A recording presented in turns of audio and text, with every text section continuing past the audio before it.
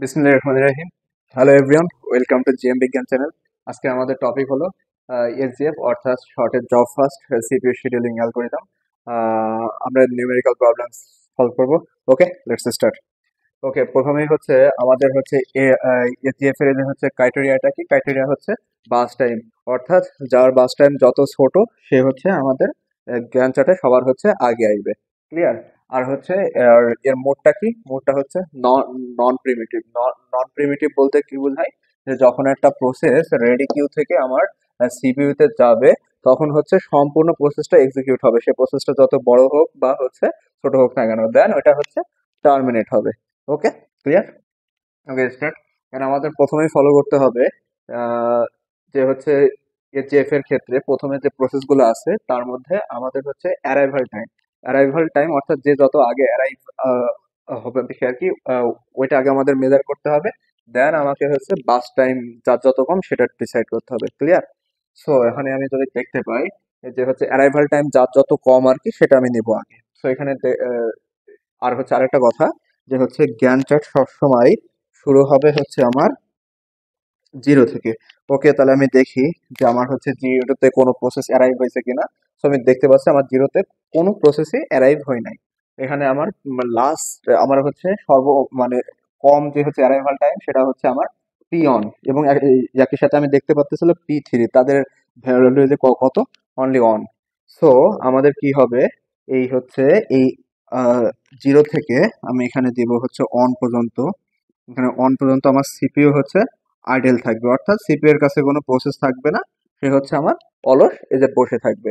ওকে, যখন এই যে অন হয়ে যাবে আর কি, আমি এখানে অন কেন বললাম, কারণ আমার হচ্ছে লাস্ট অ্যারাইভাল টাইম হচ্ছে আমার অন।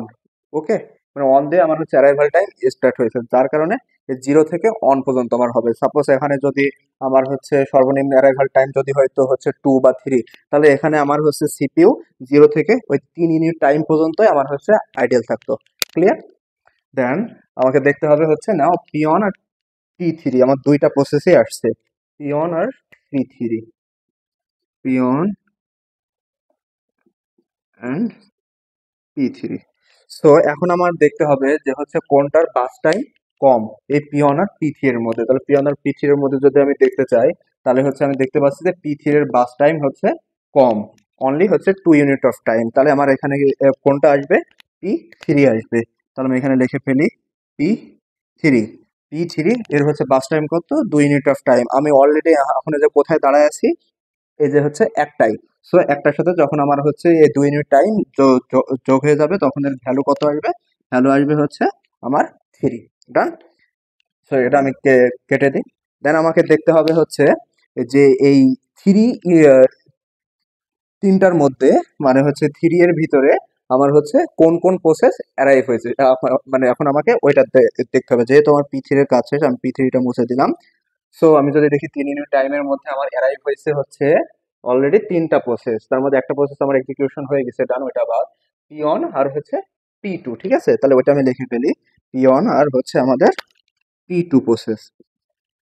পি অন আর পি টু প্রসেস, কারণ এখানে 3 ইউনিট টাইমের মধ্যে এর arrival time two, arrival time হচ্ছে অন। এখানে অ্যারাইভাল টাইম টু বলতে বোঝায় যে আমার এই যে এর ভিতরে কোনো না কোনো একটা জায়গায় ও হচ্ছে অ্যারাইভ আর কি হয়েছিল, ঠিক আছে? ও ও এখন হচ্ছে কোথায় যে অবস্থান করতেছে, এখন হচ্ছে রেডি কিউতে অবস্থান করতেছে। সো এখন আমি দেখবো যে হচ্ছে পিওন আর হচ্ছে পি টু এর মধ্যে কোনটার এখন হচ্ছে বাস টাইমটা কম। তা পিওন আর পি টু এর মধ্যে যদি আমি দেখতে চাই, যে আমার দেখা যাচ্ছে যে আমার এইটার হচ্ছে বাস টাইমটা আসতেছে কম পিওনের। তাহলে এখানে আমি লিখে ফেলি পিওন, পিওন, পিওনের আমার বাস টাইমটা কত আসতেছে? বাস টাইম হচ্ছে আমার থ্রি। যেখানে আমি কত ইউনিট টাইমের উপর দাঁড়াইছিলাম, মানে এখন এখন আমি হচ্ছে 3 ইউনিট টাইমের উপর দাঁড়ায় আছি, আর আমার হচ্ছে বাস টাইম থ্রি। তাহলে থ্রি আর থ্রি আমি যোগ করে দিব, তাহলে আমার কত আসবে? সিক্স। ক্লিয়ার? এখন আমাকে দেখতে হবে যে এই হচ্ছে সিক্স এই হচ্ছে 6 ইউনিট টাইমের মধ্যে আর কোন কোন প্রসেস অ্যারাইভ হয়েছে। যেহেতু আমার পিওনের কাজ শেষ, সো আমি পিওনটা কেটে দিলাম এখান থেকে। ওকে, ডান। তাহলে আমাকে দেখতে হবে 6 ইউনিট টাইমের মধ্যে কোন কোন প্রসেস অ্যারাইভ হয়েছে। মানে প্রথমে আমাদের অ্যারাইভাল টাইম দেখতে হবে, দেন আমাদের দেখতে হবে হচ্ছে বাস টাইম অলওয়েজ। ওকে, সো আমি যদি দেখতে পাই, তাহলে আমি দেখবো যে এখানে পি টু P4 আমাদের দুইটাই হচ্ছে অ্যারাইভ আমাদের হয়ে গেছে। ওকে, সো এই P2 আর আমরা তো যে অ্যারাইভাল টাইমটা হচ্ছে ডিসাইড করে ফেললাম, এখন আমাদের দেখতে হবে বাস টাইম। P2 আর P4 এর মধ্যে কোনটার বাস টাইমটা ছোট, মানে কম। অর্থাৎ আমরা এখানে দেখতে পাচ্ছি যে দুইটার বাস টাইমই কিন্তু সমান, 4 4। ক্লিয়ার? সো এখন আমাদের ডিসিশন নিতে হবে যে তাহলে দুইটারই তো সমান, তাহলে কোনটা আসবে আগে। সো এখন আমাদের দেখতে হবে যে দুইটা যখন সমান হয়ে যাবে, তখন যার অ্যারাইভাল টাইম কম সেই আমাদের হচ্ছে জ্ঞান চাটে আমাদের হচ্ছে আগে আগে যে পড়বে। আর এই হচ্ছে প্রবলেমটা আমি এমন ভাবে সেট করছি যাতে অনেকগুলো ক্রিটিক্যাল প্রবলেম আর কি আছে, আর আমরা যেন একটা ভিডিওর মধ্যে সবগুলো প্রবলেম যেন সলভ করে ফেলতে পারি। জাস্ট দেখুন। সো এখন আমাদের দেখতে হবে হচ্ছে যখন 4 4 দুইটাই যেহেতু আমাদের বাস টাইম সমান, সো আমি দেবো যার অ্যারাইভাল টাইম কম।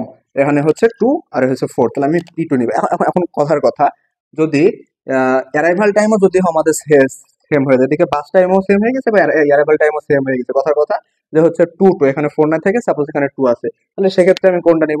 সেক্ষেত্রে আমি চলে আসবো যে আমার হচ্ছে প্রসেস নাম্বার, প্রসেস নাম্বার যার যত ছোট হবে তাহলে আমি সে অনুযায়ী লিখে দিব এখানে। তাহলে P2 আর P4 এর প্রসেসের মধ্যে তাহলে আমি P2 লিখে দিলাম। ওকে, সো এখন আমাদের দেখতে হবে তাহলে অ্যারাইভাল টাইম কাজ ছোট, P2 এর ছোট, কারণ এখানে 2 ইউনিট অফ টাইম। তাহলে লিখে ফেলি আমার P2, P2, P2 প্রসেস এখানে হচ্ছে কত ইউনিট টাইমের জন্য হচ্ছে মানে অ্যারাইভ হয়েছে আমাদের। এখানে আমাদের বাস টাইম হচ্ছে 4, আর আমাদের আগে যে ছিল কত, 6। তাহলে 6 আর 4 আমাদের কত, 10। ওকে, ডান। সো আমাদের নেক্সট হচ্ছে দেখতে হবে যে আমাদের কোনটা আর কি এই 10 ইউনিট টাইমের ভিতরে আমাদের কোন প্রসেসটা অ্যারাইভ হয়েছে। অলরেডি আমার কিন্তু এই যে P4 প্রসেসটা কিন্তু মানে অলরেডি আমার অ্যারাইভ কিন্তু হয়েই ছিল, ঠিক আছে। P4 প্রসেস, ঠিক আছে। আমার এখানে P2 প্রসেসের কিন্তু কাজ শেষ, P2 প্রসেসটা আমরা কেটে দিলাম। তো P4 প্রসেস অলরেডি আমাদের অ্যারাইভ হয়ে গেছে, সো আমাদের অনলি একটা প্রসেসই আছে, সো আমরা একটা প্রসেস আমরা লিখে দিলাম। এর ডিসক্রিপশন দেওয়ার কিছু নাই, একটা প্রসেস আমরা লিখে দিলাম। এখন কত এর বাস টাইমটা কত, কারণ এর বাস টাইমের সাথে আমাদের লাস্ট টাইমটা যোগ করে দিতে হবে। এই P4 এর লাস্ট বাস টাইমটা হচ্ছে 4, সো 4 and 10 কত আসতেছে আমাদের, 14। ক্লিয়ার? এই গেল আমাদের হচ্ছে গ্যান্ট চার্ট। এই হচ্ছে কিসের জন্য, এজিএফ এর মানে হচ্ছে শর্টের জব ফার্স্ট কিসের উপর ডিপেন্ড করে, arrival time and burst time. প্রথমে আমরা মেজার করব অ্যারাইভাল টাইম, দেন আমরা হচ্ছে মেজার করব হচ্ছে বাস টাইম। ক্লিয়ার?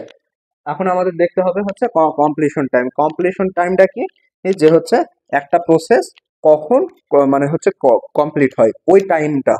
সো আমি যদি এখানে দেখি, এই মানে এই প্রসেসের আমরা হচ্ছে রাইট সাইডটা নিব, রাইট হ্যান্ড সাইডটা নিব।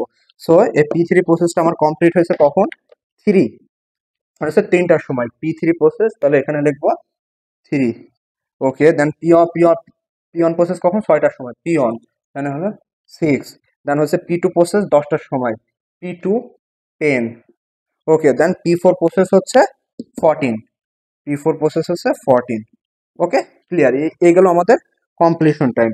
এখন দেখতে হবে হচ্ছে আমাদের turn around time. Turn around টাইমটা বলতে কি বোঝায়, completion time minus arrival time, completion time minus arrival time.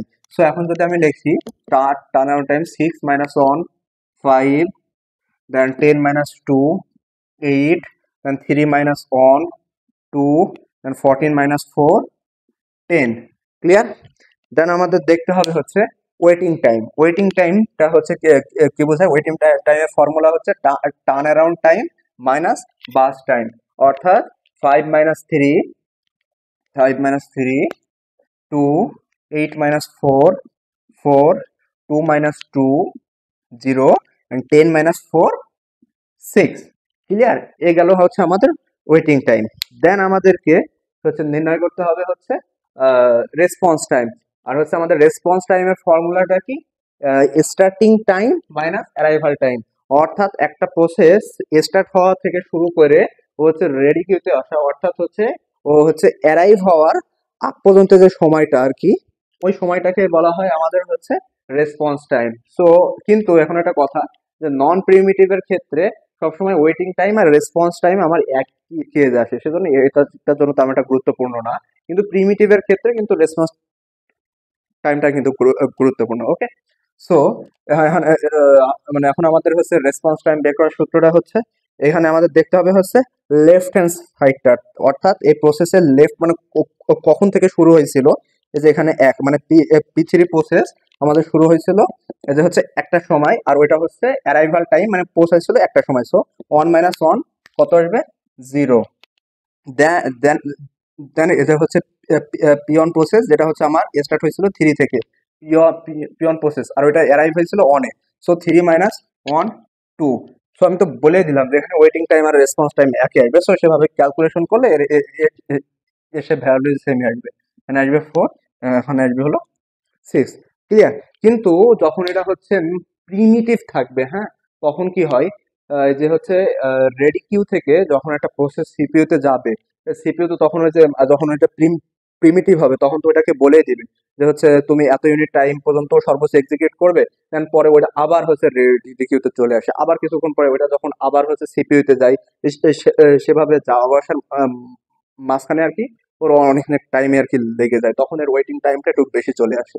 ওকে, যার কারণে ওই ভ্যালুটা তখন এদের ডিফারেন্ট হয়। কিন্তু এই হচ্ছে নন প্রিমিটিভের ক্ষেত্রে ওয়েটিং টাইম আর রেসপন্স টাইমটা সমানই থাকে। এখন আসি আমরা হচ্ছে average turn around time. Average turn around টাইমটা বলতে বোঝায় হচ্ছে আমার হচ্ছে টোটাল কত টার্ন অ্যারাউন্ড টাইম, 5 + 8 + 2 + 10 অর্থাৎ 12, দেন হচ্ছে 20, দেন হচ্ছে 25। 25 ডিভাইডেড বাই আমার হচ্ছে টোটাল কতটা বছর, 1 2 3 4, সো ডিভাইডেড বাই 4। সো 25/4 আসে হচ্ছে 6.25। আর এখানে আসে হচ্ছে অ্যাভারেজ ওয়েটিং টাইম। এখানে আমাদের ওয়েটিং টাইম কত? 6 4 অর্থাৎ 10 and 2 12। 12 ডিভাইডেড বাই আমার কতগুলো প্রসেস আছে? 4টা 4। সো ইজ ইকুয়াল 12/4 কত আসে আমার? 3। ডান। এ হচ্ছে আমার average turn around time and average waiting time. আর আমি আশা করি মানে এই প্রবলেমটা যেভাবে সাজানো হয়েছে আর কি, অনেকগুলা ক্রিটিক্যাল প্রবলেমই এর মধ্যে সলভ হয়ে গেছে আর কি। ঠিক আছে, তো এটা আপনারা ফলো করলে পারবেন। আর হচ্ছে আমি মোটামুটি সবগুলো এই যে সিপিইউ শিডিউলিং অ্যালগোরিদমের আমি ভিডিও দিয়ে দেবো, আপনারা ওগুলো ফলো করবেন। ওকে, অ্যান্ড সবাই ভিডিও